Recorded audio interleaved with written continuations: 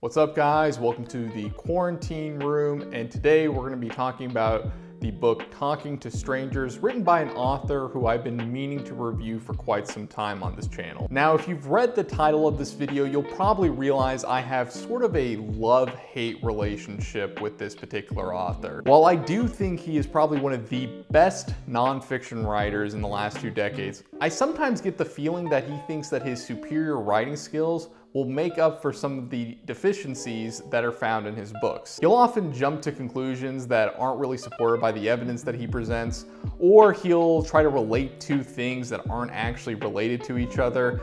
But his writing is often so good that you don't really realize it until about 2 days later when you're sitting in the shower, and then you realize that there are major holes in most of the arguments that he makes. And while I suppose you could make the argument that the theme of the book is understanding strangers or people you don't know's intentions is sometimes very challenging, that theme is so broad that, as you'll see, almost anything can fit under it. Gladwell starts the book with the Sandra Bland case, and for those of you who don't know what the Sandra Bland case is, basically a woman named Sandra Bland, who happened to be black, went down to Houston to interview for a job. But when she got there, she got pulled over for a fairly minor infraction. And when she got pulled over, she got an altercation with the police officer, basically just questioning why she pulled over. And the police officer, acting like any reasonable police officer does in America, immediately threw her in jail.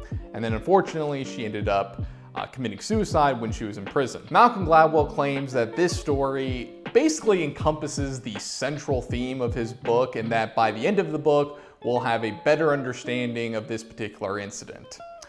Spoiler alert, you don't. Gladwell's next story is about how during the Cold War, the CIA were interviewing an individual who had defected from communist Cuba over to America.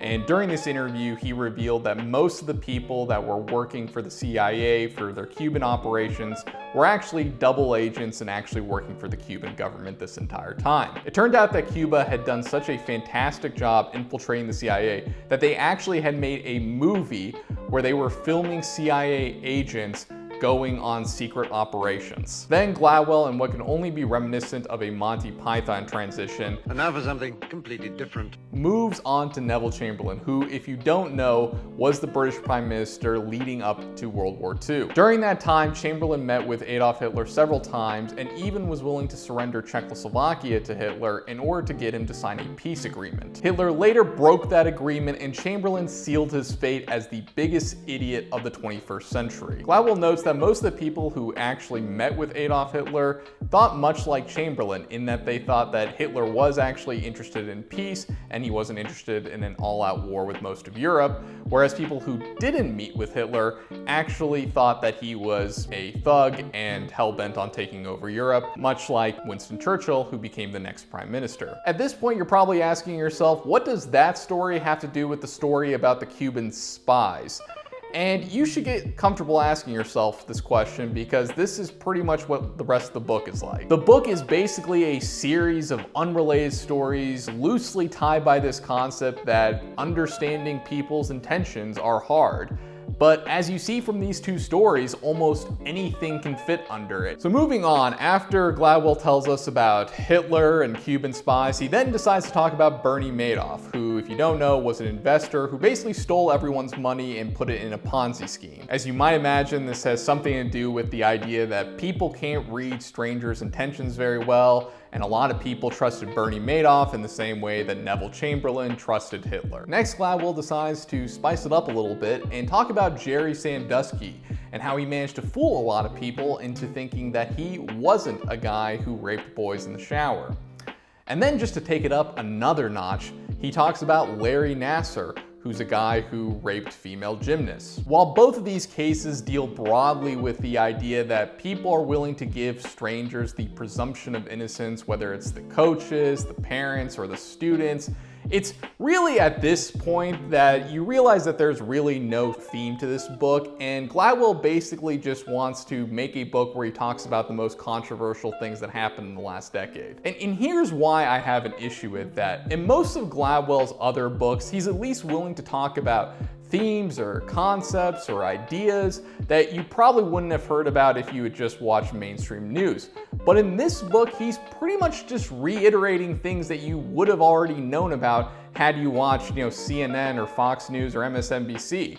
So you're not really learning anything new by reading this book. And then after talking about Sandusky and Nasser, he then decides to talk about the Amanda Knox case, because at this point, why the not? And then Gladwell forgot that, he hadn't talked about the Brock Turner case, so we might as well write a chapter about that. For those of you who don't remember the Brock Turner case, basically there was a Stanford swimmer named Brock Turner who was arrested because he was caught sexually assaulting an unconscious girl outside a fraternity party. And I gotta say, between Sandusky, Nasser, Brock Turner, it seems like Gladwell has a new affinity for talking about rapists now. I don't know why. However, the Brock Turner chapter may have ended up being Gladwell's best chapter in this book.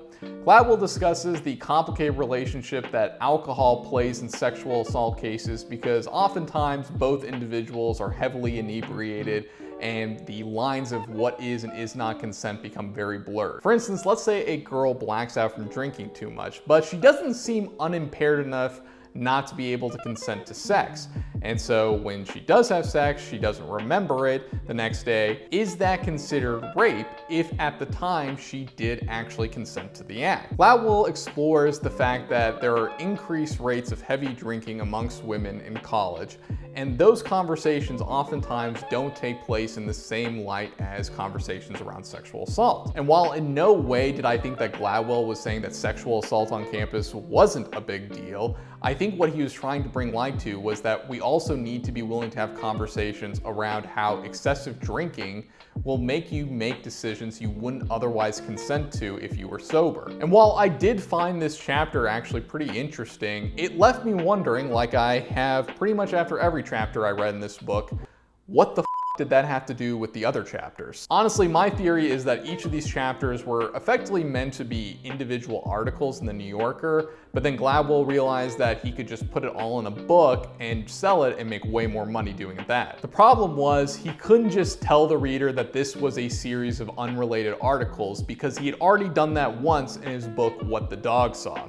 So instead, he had to loosely tie them together with some theme and hope to God his writing skills were good enough to make the reader believe it. At the end of the book, he decides to revisit the Sandra Bland case, and he doesn't really give much of an explanation as to how all of the chapters are in any way related to this. The best way to describe this book is as if a guy got in his car and just started driving.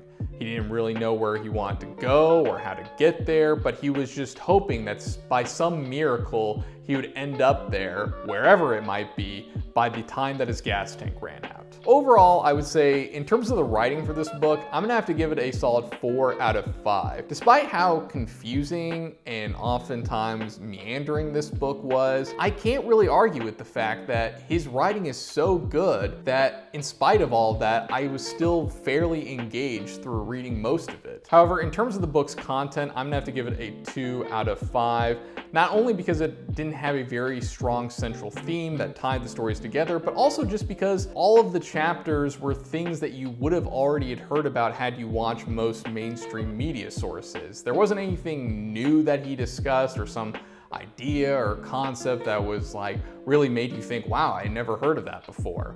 So the overall score for this book is going to be a 3 out of 5 between the writing and the content. So anyways, guys, I hope you enjoyed the review. If you did, like and subscribe, and stay tuned next time for another episode of Beer, Politics, and Books.